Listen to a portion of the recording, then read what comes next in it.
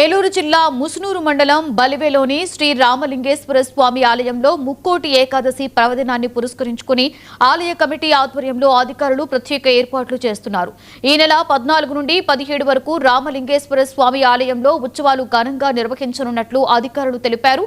స్వామివారిని దర్శించుకునేందుకు వచ్చే భక్తులకు ఎలాంటి అసౌకర్యం కలగకుండా భారీ పోలీసు బందోబస్తును ఏర్పాటు చేసినట్లుగా వెల్లడించారు.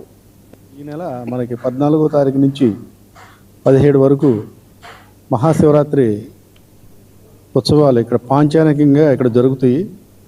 ఈ ఉత్సవాలను పురస్కరించుకుని మేము భక్తులకి ఎటువంటి అసౌకర్యం కలగకుండా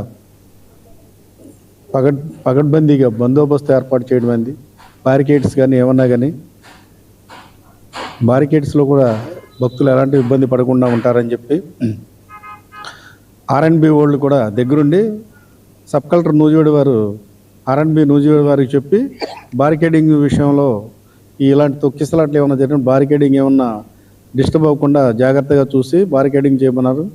మనం ఆర్ఎన్బి డిపార్ట్మెంటు ఏలూరు వారి నుంచి కూడా మనం ఐరన్ బారికేడ్ తెచ్చాము.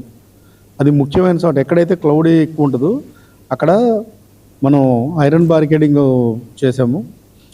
గతంలో వచ్చిన జనాన్ని చూసుకుంటే అంతకన్నా ఇప్పుడు రెట్టింపు జనాలు వచ్చే అవకాశం ఉంది కనుక, ఎందుకంటే మనకి ఏలూరు అమ్మవారి జాతర గురించి మీకు తెలుసు. అది మొన్న ఆదివారం వరకు జాతర జరుగుతూనే ఉంది. తంగిళ్ళమూడి అమ్మవారు మొన్న ఆదివారంతో ఆవిడ గ్రామోత్సవంగా పంపించేశారు కనుక ముగిసింది.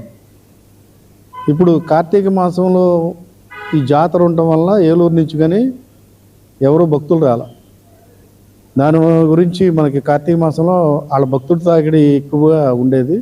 ఏలూరు నుంచి రాకపోవడం వల్ల కార్తీక మాసం